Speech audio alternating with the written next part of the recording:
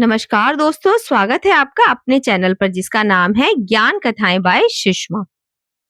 आज की कहानी का शीर्षक है अमूल्य जादुई मंत्र। आज की कहानी एक बहुत ही सुंदर, एक प्रेरणादायक कहानी है। तो आइए बिना देरी के कहानी शुरू करते हैं।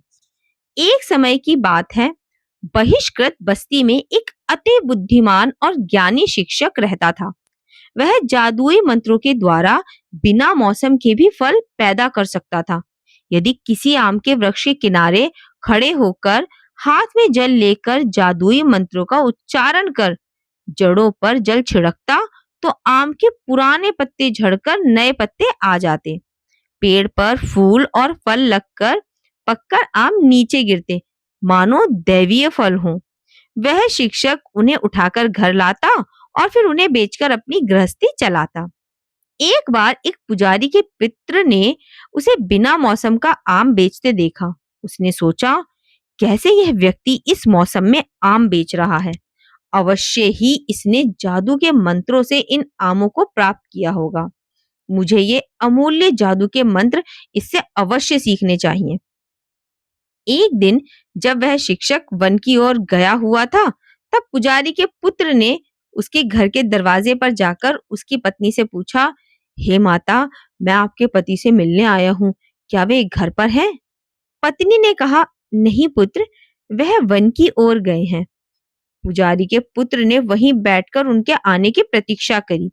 शिक्षक के वापस लौटने पर उनकी पत्नी ने उन्हें पुजारी के पुत्र के विषय में बताया। शिक्षक ने पत्नी से कहा, प्रिय, यह युवक यहाँ जादू के मंत्र लेने आया है, पर यह धूर्त है। जादुई मंत्र को यह संभाल नहीं पाएगा। पत्नी ने उनसे पुनर्विचार कर उसे अपना शिष्य स्वीकारने का अनुरोध किया। शिक्षक पत्नी की बात मान गया। पुजारी के पुत्र ने शिक्षक के साथ रहकर उनकी सेवा करना प्रारंभ कर दिया। वह जंगल से लकड़ियां लाता, चावल कूटता, खाना पकाता, पानी लाता तथा और भी घर के सारे काम किया करता था। एक दिन शिक्षक की पत्नी ने शिक्षक से कहा, प्रभु, यह पुजारी का पुत्र होकर भी हमारी सेवा कर रहा है। यदि ना भी संभाल पाए तो भी आप कृपया इसे जादू के मंत्र सिखा दें। शिक्षक ने पत्नी की बात मानकर युवक को बुलाया।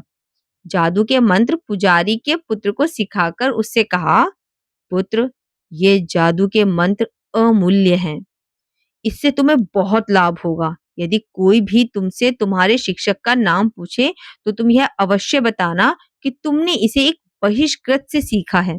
यदि तुम शर्म के मारे कुछ भी और नाम बताओगे तो जादू के मंत्रों की शक्ति समाप्त हो जाएगी।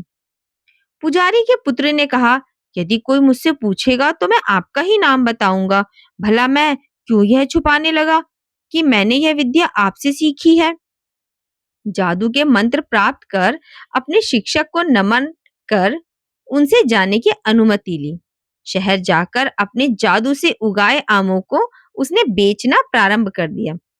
एक बार एक माली ने उससे एक आम खरीदा और उस आम को राजा को भेंट कर दिया।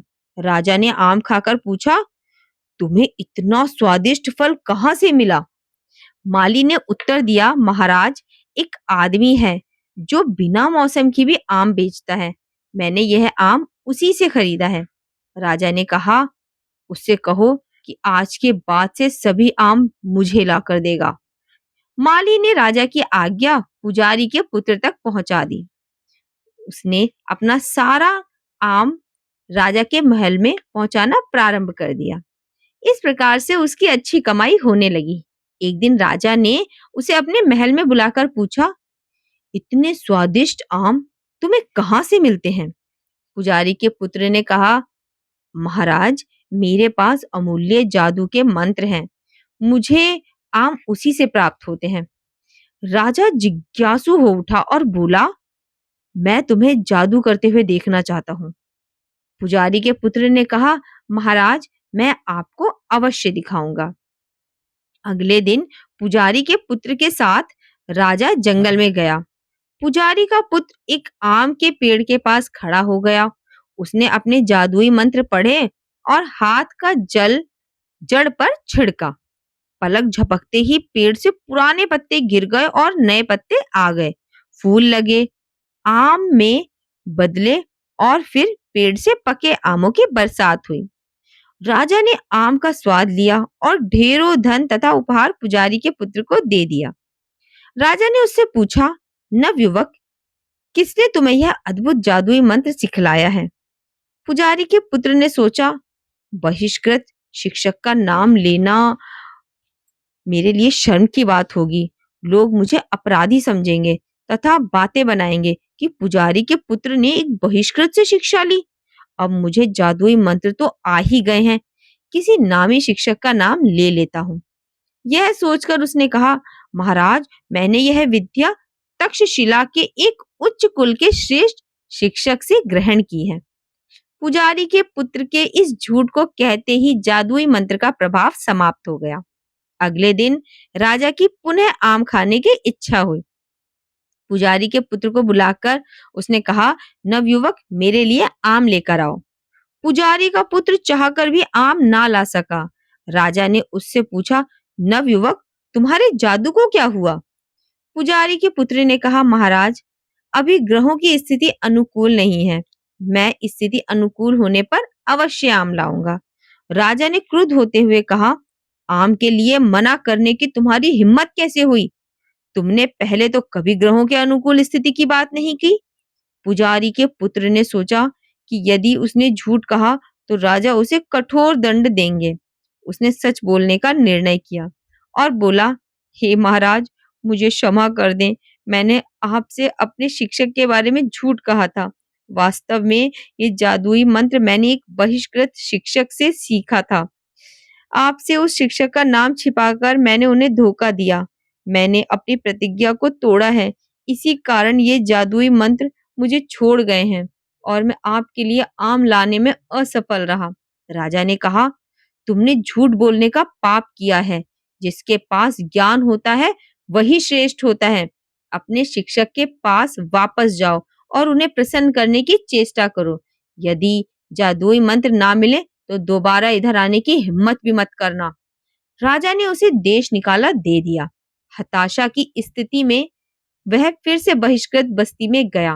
वापस आकर देखकर शिक्षक ने अपनी पत्नी से कहा, प्रिय, देखो, मेरा शिष्य अपने जादुई मंत्र को खोकर वापस इधर आ रहा है। पुजारी के पुत्र ने अपने शिक्षक को नमन कर अपनी भूल को स्वीकार किया। उसने रोते हुए अपने शिक्षक से अनुरोध किया, आदरणीय गुरुदेव, मुझ पर दया कीजिए, पुनः मुझे जादुई मंत्र दे दीजिए। शिक्षक ने कहा, मैंने प्रारंभ में ही तुम्हें सावधान कर दिया था। अब क्यों मेरे पास आए हो?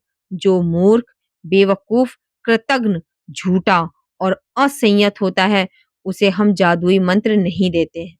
जाओ, चले जाओ यहाँ से। अपने शिक्षक से ऐसी फटकार सुनकर पुजारी के पुत्र का दिल टूट गया।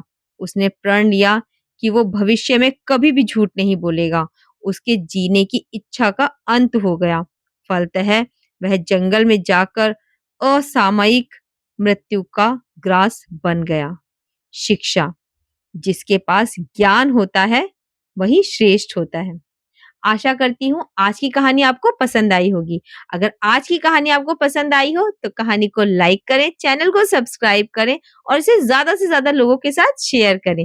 जल्द ही मिलती हूँ एक नई कहानी के साथ। धन्यवाद।